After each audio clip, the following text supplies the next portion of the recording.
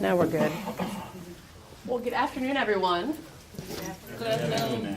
Well, thank you, everyone, for being here today. This site visit is should be pretty packed. We actually have a couple more folks coming in, but I did, just in the interest of time, want to go ahead and get started.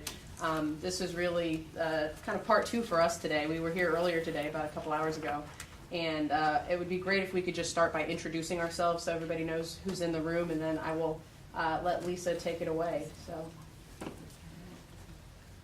I will start. Alana James. I'm with United Way, Director of Community-Based Collaborations. My name's Ucha David. I'm also with United Way. Sylvia Adams, the Salvation Army Boys and Girls Club. Andy Hegler, Executive Director, Mental Health Association. James Allison, Salvation Army Area Commander. I'm Lisa Parrish, Salvation Army. And Tony McCoy, Salvation Army. Bob Campbell, Salvation Army, Marketing and Public Relations. Good afternoon, I'm Evan Raleigh, and I'm on the subcommittee, the Place Matters Subcommittee for United Way. Kenneth Pettigrew, Coordinator for Faith-Based Community Engagement, United Way. Cynthia Jeffries, I'm on the Impact Council. Ramona Brooks, Ibrahim Elementary. Go Eagles. Patrice Bethune, I have 2 kids that attend here. Deborah Chandler, I have a grandson that attends. Eric Aft with United Way. Rachel Damaris with the Place Matters Subcommittee. Maria Woman. Virgen Maricha. Even Cisneros. And their parents, their children attend here, the Salvation Army. I am Odette Sanchez, Unit Director of the Salvation Army here International. Great. So now that we're all friends. Thank you for choosing to spend your afternoon with us here at the Salvation Army. You're sitting in what is the chapel or the church for the Salvation Army International Center of Worship and Service. It's a Spanish congregation, and they have church here on Sunday and 2 or 3 times during the week. Tomorrow, during your meeting here, the soccer team will be practicing so they can hopefully redeem themselves at men's retreat in a few weeks from last year's horrific loss to the Kernersville Korean Corps. And we go to all the tournaments, and they asked me who's going to win. I said, I don't know who's going to win, but their first name will begin with Winston. So it's usually Winston-Salem Kernersville or Winston-Salem International that goes first and second at the soccer tournament. But we welcome you here at this building. We purchased this building in 2003. It's amazing how things come full circle in your life. In 2003, I was stationed at the Salvation Army Division Headquarters in Charlotte, North Carolina, and was the Divisional Secretary responsible for property. So I came representing the Divisional Commander to look at this building and see whether or not the Salvation Army powers that be, the divisional and the corporate headquarters would go along with the local advisory board and other folks wanting to purchase this building. And I remember the speech that then Major Dan Proctor gave me. Dan could be very persuasive when he wanted something, and the whole reason for buying this was the diversity of this neighborhood. The whole reason for buying this building was the fact that this community needed the Salvation Army. The whole reason for buying this building was that this Salvation Army needed this neighborhood.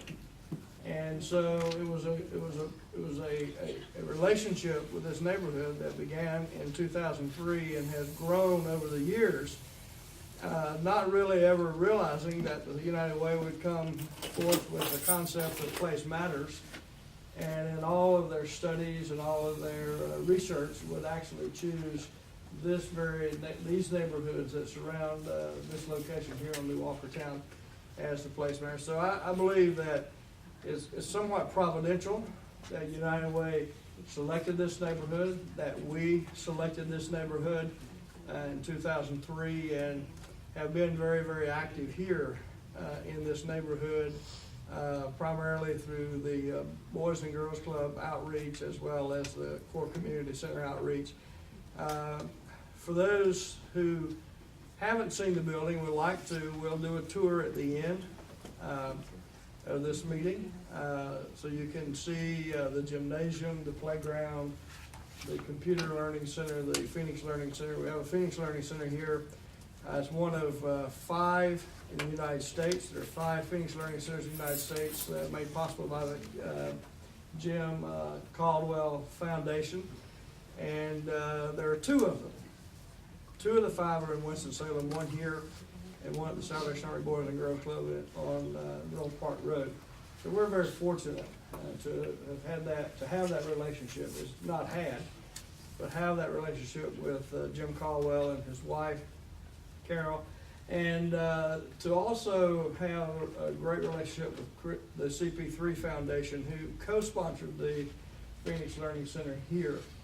And we've got some other initiatives with CP3 and some other folks that are we're not ready to release it prime time yet, but it's gonna be quite a summer for a lot of kids, about 100 kids or more. They're gonna have quite a summer when this all unfolds here very shortly. So we are here to stay. We're not gonna be a one and done. We're not going to be like the gypsies here today, gone tomorrow. We're here to stay. We're invested in this community. We're invested in the people of the community. We're invested in the children of the community. And we want to be the best possible servant that we can be to this community and beyond, but particularly in this community as well, as we believe that we have the best services to offer to this community in the areas that we're going to talk about here in a little bit. I'm going to stop talking. That's, for those who know me, that's pretty good after only about 2 minutes. Because I can tell you stories. I can tell you stories and make you cry. But no one tells the story like the person who owns the story. And so I'm going to turn it over to Sylvia, and she's going to walk you, she and Odette and folks are going to walk you through the next several minutes as we unveil, or sort of like the onion, peel back the inner being of the Salvation Army Boys and Girls Club here at the international location. Thank you, Major. For me, I've been with the organization for about 28 years, and I want to go back a little bit. Before we even started in this building, we were off of Motor Road. We actually served the Latinos and Hispanics in an apartment, and went day to day doing outreach, hired a couple of people. And we did that for about 1.5 years, almost 2 years, before we actually came to this location. And I don't know if Major knows this, but I was taking my daughter to daycare and passed this building and saw the phone number, and it was up for rent. So I took the number down and took it back to the office and said, we need to look at this building. So that's a little bit about, the importance of us knowing we needed to be somewhere else. Because again, we were in an apartment, it was a 2-bedroom, and had kids as soon as they got off the bus, they were running in to come. The owner was nice enough to let us have the building for free as long as we did it in their area. So we started there, and we just knew that we really needed to grow the program. And as Major said, we don't want to be do something one time and then leave. So we knew the idea once we found this building, it was like, let's bring those kids over to this location also and continue what we were doing. Major stole some of my thunder when he talked about the Phoenix Learning Centers and all of that, and it's okay. It's okay. Good being a major. Yeah, it is. We have several parents and grandparents here that we're gonna have them speak and just kind of tell their personal stories. But I want to turn it over to Odette as the unit director. She's going to talk us through the day-to-day operations here. A little bit about Odette. Had 3 children coming here before she even started working here, and she was actually into banking before she came here to work. And I think when we interviewed her, we knew she was the right fit. Her children were here as club members, but she had already had ties with the community. She was a people person as far as, the banking business, really friendly and all. And we just knew, again, it was the right fit, and no regrets. She's been here. We talk about the long days sometimes, and what we do it because we love what we're doing. But I don't want to take away from her. She's going to tell again her story and some of the things that go on day to day, and then we'll get with our parents and some of the school coordinators. Odette. I'm not Heidi. I'm actually translating for the parents. Our parents also, there are ESL students here Yes. at the International Club, which we began doing. Welcome. I sincerely appreciate your presence in here today. I know that for some of you began early this morning with us in the early meeting, and it has been a pleasure.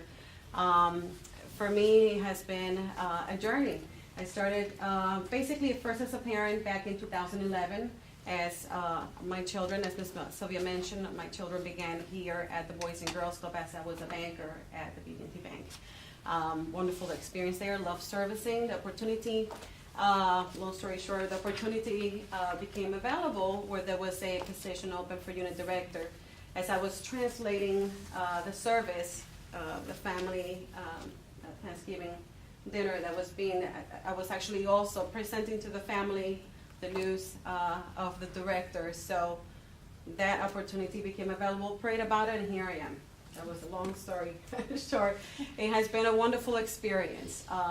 Day-to-day activities that we do in here, and what we do here at the club is from the moment, I would say from the moment that I wake up, I'm thinking about the club, thinking about ideas, thinking of things that we can do with the kids. Outings for the kids, how can we get the parents involved, how can we get the community involved, what more can we do to challenge our members to be a good steward of what they're having right now here in the club, and how can we bring it into the community, how can we help the community, how can we help the elderly in the community as well. It's so important. I'm one that growing up, I always wanted to learn from the older ones. And that brought me closer to want to not be a lot of times with the kids my age, but actually with the older group than I was, because I wanted to learn from them, from the adults. So in here, basically at the Boys and Girls Club, we do so many things with them. We teach them how to be, basically have life skills, how to be good students, structure, do their homework, excel to be the best that they can be. We challenge them in math, and we challenge them in reading, because that seems to be what a lot of them at this time struggle with. We teach them basically how to make the right decision when they're put in or placed in situations, whether it's in school, whether it's in the street, whether it's something that may be going at home. And when I say that, it's because a lot of our children that attend the club right now, they're all from different experiences, okay? A lot of them have gone through experiences that many of us, myself as a parent or as a child, cannot have imagined that they would go through. So when they come over here, this is a safe haven for them. It's also a place where maybe they can open up and talk, or have someone that they can trust. I'm not saying that they don't have someone they cannot trust at home. Some of them unfortunately, don't have someone that they can maybe speak to. Maybe parents are working, maybe parents are not there full-time. Maybe they're being raised by a grandparent who they can talk to. Grandparents are already working and trying to provide for the family, for the children, for the grandchildren, which is the case also that we have in here. And you will hear also as well. So, and here it gives us a great opportunity as staff members to take that moment that we are with them, with the children, and try to make the most out of it, to help them to rise to their fullest potential, to help them to reach their dreams and their goals. And if they don't know what their goals are, maybe we can kind of align them, give them some ideas, put wings in what their imagination, what they can do. I truly believe that in here, at International, at the Boys and Girls Club in Ken Carson also, we have our youth now. This is our future. This is our future president. This is our future neurosurgeon, our future chef, our future ballerina. We look at Christy Copeland. We look at Shaquille O'Neal, Jennifer Lopez, all alumni of Boys and Girls Club. And so, only God knows who we have in here right now. This little moment that we have with them as they're growing up, it's an essential and a very important moment that we have to instill in them the trust, the values, the belief, the faith to be able to help them to reach in a lot more. I'm just touching some areas, but we do a lot more to help them to reach their fullest potential and to rise and go above any hindrance, any obstacle they could have in the future. It's a very short time that we have, and I think about that because I have my son in the back, David, just turning 18 in 2 weeks. And I think, oh my goodness, time flew. Time flew. My youngest one is turning today 11. So very, very little time, and before you know, time is gone, you know. And so then we pray and we hope that I instill in them everything that they need to know to be equipped to face life, you know, to face adulthood. We live in a very fast-paced life, and I say that coming from New York. I grew up in Puerto Rico. I was born in New York and came back to New York. Very, very fast-paced lifestyle. Came over here to come down and raise a family. And I'm still have a fast pace of life. But, you know, and I realize time is just very, very important. So we try to make the most that we can with the time that we have. In my case with my children, also with the children that are in here, and the parents are in here with their children. And so to me, it's so important the impact that we have now, today, with the children that are here in the club. Okay, and you've seen we are preparing everything to be able to impress United Way. I'm going to say that, I'm going to speak from the heart. But that's because we need you all. We need you all. We can't do this alone. We need everyone's help. We need the parents' help. We need the community help. We need United Way help. We need all the organizations' help to be able to move mountains for these children. We don't have much time. And I can't stress that enough, because it's just, for many, it's a couple of years. For many, maybe a week. A child that's 13 say, well, I'm a teenager now. I don't need to come to the club anymore, because this is for little kids. Well, I need to come up with something now that I can keep that child in here as a teenager. And that's a task. And that's something that we're facing right now as we're here. We need to bring the teens in. This is where they need to be. They do not need to be in the streets. Because I don't know what they're going to be facing on the streets. I don't know what they're being put up to. I can tell you from experience for some of the kids in here, when they get dropped off in the school, by the school bus, across the street. Okay? And I could tell you, there's someone out there that's drawing them in. And they are not learning there what they're learning in here. Okay? So I'll be more specific. We're talking about drugs. Okay? We're talking about E6. That's in now. Teens, that's all you hear them talk. Okay? We're talking about things that are illicit, things that are wrong, that our teens should not be exposed to. Okay? And so when they learn that in the streets and they come into the club, what do you think their secrets are? So we hear the talk. And that's our time for us to get on it and be able to bring them in and give them the lesson. We need your help. We cannot do it alone. We will try, and we're not going to get tired, but we cannot do it alone. So to me, it makes me so proud and so happy to be part of this organization, to be able to be involved with the community. I did start banking. It was a wonderful experience, and I was able to serve, and I love that. But I couldn't touch the need. So God opened the door for me and put me in a place where I can actually touch the need of the community and say, I know what's going on. I'm with them. Okay? I met a young man in here about a year and a half ago. Used to be a club member. I didn't meet him here, neither did my husband. I met him when it was maybe too late. I met him in prison. And it was a very difficult time for my husband and I, because he said to me, I wish I had met you guys before. Perhaps we say it's too late. I don't think so. He's 24 now. He'll be coming out soon. And we're brainstorming to see how can we help him. Because coming out from prison, you already have a record, so it's not easy to get a job nowadays. But we'll get through it, and we'll help him. But we need your help. Maybe that was something that could have been prevented. I don't know. He started here about 10 years ago as a member in here. But he reached teenage years, and certain circumstances at home made him believe, well, I could go out there and make more money. So, finished the high school and started doing, or actually it was before high school, and just started thinking of ways that he could make money. Unfortunately, did not make the right decision. So the outcome was not good. It's not the end of his life. I truly believe that's not the end of his life, and God knows why He's put us together.